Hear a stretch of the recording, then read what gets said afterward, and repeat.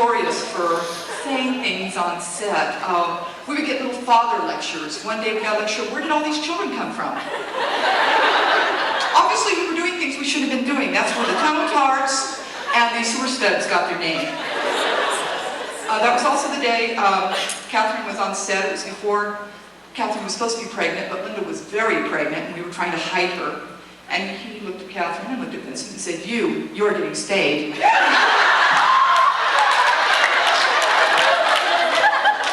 You know, the library there, the people just put any kind of book they felt like up in the library. So being the bored, curious tunnel rats that we would go through the books between takes.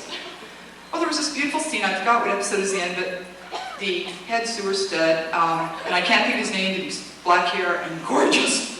He and I were looking through some of the books. And Linda and Ron was standing behind us, and we tend to forget they're there. Well, he found a book on gynecology. Yeah, we want to know what kind of doctor was father, huh?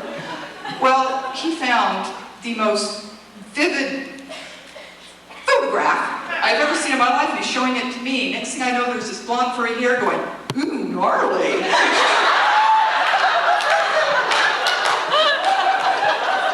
It was this type of thing that went on. Like, so we had father lectures, we would get into father's things, we got into Vincent's things.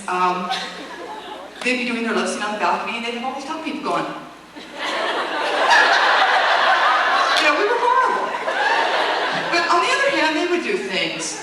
They'd be setting up, and you'd see, you know, Catherine sitting there on the bed. Next thing you know, here comes Vincent, bounding over the balcony and jump on top of the bed and wrestle. Hey, Uncle Benny, can we take pictures? It was a crazy set. Like I said, it was fun, a lot of laughs. David Schwartz is here. If he's here later, I don't know when he's going to get here, but he is insane, which was great because he encouraged us. We got very possessive on our clothing. It was like, this is mine. You don't touch it. If somebody new came in just for like one time, and they gave him a piece of our clothing, we'd wrap pack them. That's my clothing. We go back to wardrobe and say, that is my piece of clothing. Those are my gloves with the torn off fingers. Nobody else's. I want them back. And we would do things like this. I've had on Vincent's cape and vest, whatever else I could talk wardrobe to let me try on that day, because I couldn't fit into Catherine's stuff. But they were, like I said, it was very much a family, very fun, very crazy, no holds barred. It was amazing to see what was happening because Ron would not use the Vincent voice during rehearsal. He had that gorgeous New York accent. And the moment they'd start filming, that beautiful deep voice would come out. And they could cut back to the accent again. So it was great watching the talent and the change. And I had done a lot of theater and a lot of Shakespeare when I was younger. I was with the California Shakespearean Festival. So I was used to people going off stage, being insane, and then dropping right back in. Well, I got in the film industry, and a lot of people would never come out of character, which could get a little scary sometimes. Well, Beast, you had all these wonderful theater people. So they'd be doing this beautiful, wonderful, dramatic scene, and go on stage going, you know. So remember, when you see these wonderful scenes, there's all this crap going on where nobody can see, which says even more about these actors because they are just hanging in there and doing it. Another fun thing, you know that wonderful staircase we all got to come down for Winterfest? Well, that thing is steep, and it's slick, and it's about that wide. And I had my contacts in because we couldn't wear our glasses down there. And they had wind blowing and sand blowing. And you notice the tunnel people are like adhered to the side. And our director's going, no, get to the edge, get to the edge. And we're like, yeah, you get to the edge over here. To this day, we still laugh. Those of us I see that we still laugh, but we don't know how we made it down that thing alive. It was pure 2 or 3 seconds of terror, absolutely terror, that we were going to fall and kill ourselves off this stage, you know. But that was it. Winterfest also has some memories for me because that was the episode I was caught on fire. Remember when, and I just blanked on the magician's name, when he throws, thank you, when Sebastian throws the fireball? Well, I was with Joe. Joe was the white-haired, bearded man, tunnel person that looks like a Santa Claus. Well, Joe, in our character thing, Joe was my father. So I was with Dad, and they set up, we're going to shoot this fireball. Okay, that's cool. They shoot the scene. Next thing I know, my back is covered in white foam. I've got Ron Stanger saying, are you okay? Linda saying, are you okay? Schwarzenegger just going, are you okay? hi guys. No, no, no, are you okay? Now, our medic on the set was this huge, big, tall man. He's really going, are you okay? I got said, no, no, no, no, no, no, no. Well, apparently the fireball did catch me on fire. So he missed Paracelsus, but he got me. There's basically questions or anything. Jog my memory, guys, come on. Any questions anybody's got? In Austin, you told a story about Ashes on... Oh, yeah.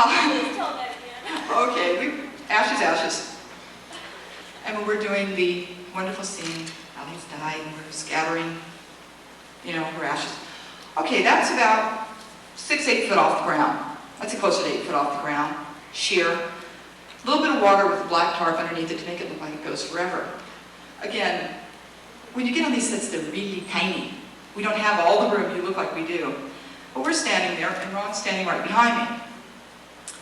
Ron is going like this. Into my butt. And I'm thinking I'm going to fall off and die. I don't care. Ron's, I don't care if it's back here going like this. And now I had a death grip on his thighs. And if you look at the episode, my husband swears you can see it because he's going, what are you doing to him? I'm hanging on to his thighs and his butt. And he's going like this behind me during that whole episode while we're filming. That really would kill him. Again, this is typical of what happened on the set. You never, ever knew who was going to do what to who or when. But something was going to happen. Any other? Thank you, isn't it? Yeah. Why is it that the other actors and even directors are so reluctant to tell stories like this? Yeah, we love this story. It's sort of funny. Some series, they get very paranoid that this is a show and we can't break that illusion. Well, let's be reality, folks. We know it's a show. We know it's fun. I also came from where you guys came. I was a con rat for years and years and years. And I always said, I'd like to share some of these stories because I enjoyed stories that other actors shared with me. To me, that made the show even more fun and more alive for me. So some people have the idea they don't want to share them, and some do. I just have to be one that can just open my mouth and say, this is what's happening. Because I have so much fun, I enjoy sharing it with other people.